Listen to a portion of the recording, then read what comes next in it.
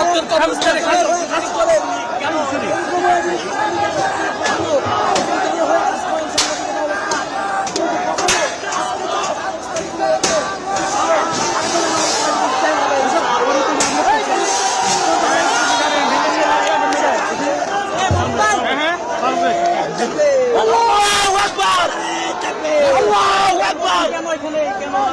আমরা এই জায়গায় আসছি ভারতের আধিপত্যবাদ, এই যে প্রথম আলো,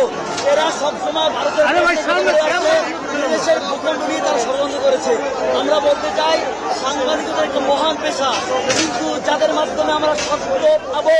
সেই সত্যরা যদি আর একজনের দালালি করে, এই দালাল বাংলাদেশ সারা জীবন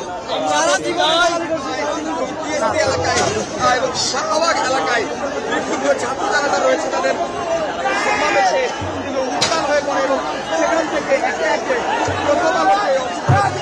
অভিমুখী কিন্তু তারা মার্চ করে এবং যেমনটি দেখছেন আগে দেখার